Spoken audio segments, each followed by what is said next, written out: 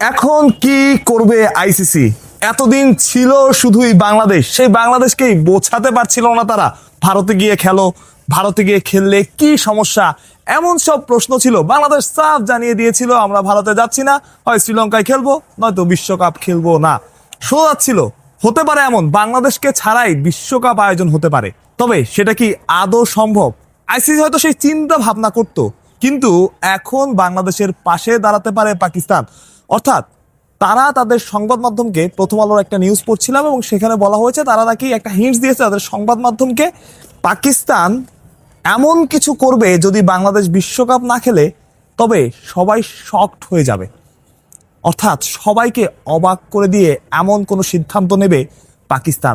পরবর্তীতে বিভিন্ন খোঁজ খবর নেওয়া, বিভিন্ন মাধ্যম থেকে জানতে পারা, বাংলাদেশকে যদি বিশ্বকাপ থেকে বাদ দেওয়া হয় বা বাংলাদেশকে দিয়ে ছাড়া যদি বিশ্বকাপ আয়োজনের পরিকল্পনা করা হয়, সেক্ষেত্রে পাকিস্তানও এই বিশ্বকাপ তারা খেলবে কিনা সেটা নতুন করে চিন্তা ভাবনা করবে। অর্থাৎ এমনও হতে পারে পাকিস্তান বিশ্বকাপ খেলবে না যদি না বাংলাদেশ এই বিশ্বকাপে থাকে।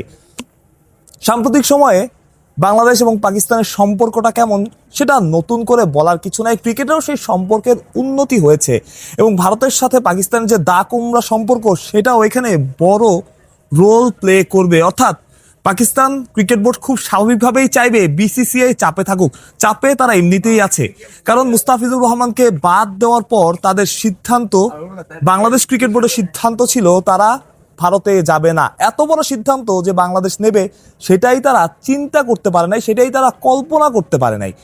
সেখানে নতুন করে যেটা শোনা যাচ্ছে, এর আগে পাকিস্তান কি করেছিল, পাকিস্তান বলেছিল তারা বাংলাদেশের ম্যাচগুলো তাদের দেশে আয়োজন করতে চায়, যেটা সেই সময়ে আলোচনার জন্ম দিয়েছিল এবং খানিকটা হলেও আইসিসি কে বা বিসিসিআই কে চাপে ফেলেছিল। এবং এখন যেটা শোনা যাচ্ছে যে বাংলাদেশ যদি বিশ্বকাপ না খেলে পাকিস্তানও তাদের বিশ্বকাপ খেলার ব্যাপারটা নিয়ে নতুন করে ভাববে। অর্থাৎ এমন যদি হয় যে বাংলাদেশকে সারা বিশ্বকাপ আয়োজন হচ্ছে, পাকিস্তান বিশ্বকাপ খেললো না, আমি জানি না এটা হবে কিনা, কিন্তু এমন কিছু তারা করবে, যেমন যে খবরটার কথা বলছিলাম, যেটা সবাইকে অবাক করে দেবে এবং সবাইকে অবাক করার মতো সিদ্ধান্ত এটাই শোনা যাচ্ছে সবার মুখ থেকে এবং বিভিন্ন সোর্স মারফত, যে এটা হতে পারে এবং সেটা আসলে কখনোই হবে না।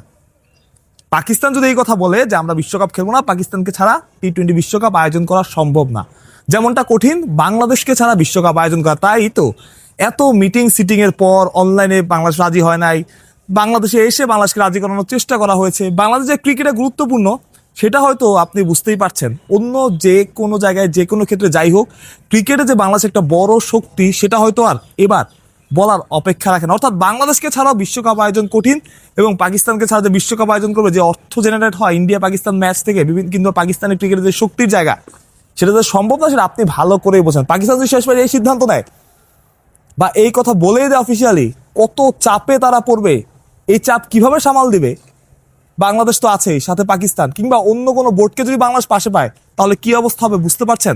অর্থাৎ বাংলাদেশই এখন আপার হ্যান্ডে এবং বাংলাদেশ কি করবে আইসিসি এখন বা বিসিসিআই সেটাই এখন দেখার বিষয় এবং বাংলাদেশই আসলে ড্রাইভিং সিটে, অন্তত এই খবরের পর। মানুষ প্রত্যয়, বিডি ক্রিক টাইম।